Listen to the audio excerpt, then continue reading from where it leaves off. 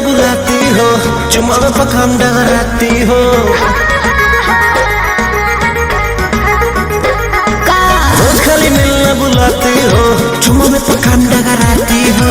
असली चीज दिखा के दुरही से न कोई भूखा हो ना हो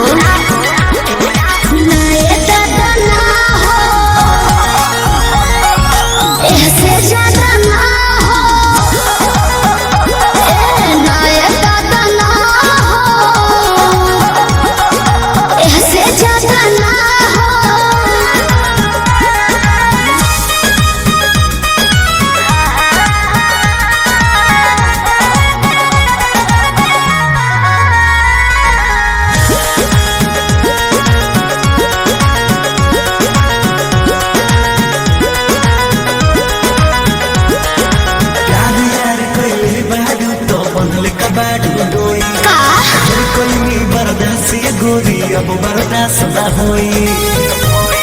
तनी ढेर लेखा बोलत का हो यार यार कइले बारू त बनले कबाड़ू डोई। ढेर कइनी बर्दाश्त गोरी अब बर्दाश्त न होई। डोरल भरबा बहुते लागल प्रीत के बीच ना बोई। शादी से पहले बापू कमाऊ ना होई। कवना बात के चिंता बड़वे खुल के खूबे खाओ जय हो।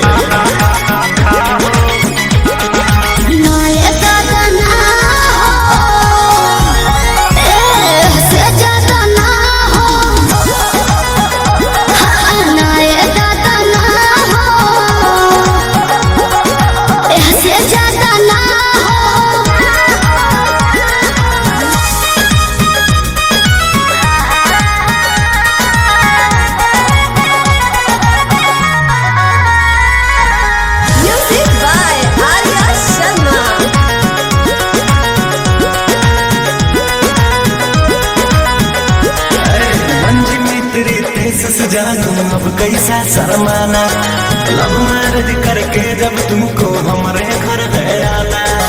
और तुमको तेरे घर नहीं आना है, समझा? तू मेरी है हम तेरे हैं, फिर कैसा शर्माना। लव मैरिज करके जब तुमको हमारे घर है आना। चिकन बात में राजा हम ना तहरा करेबो। जब से नूर डलबो तो हम तोहरा के न माना करे।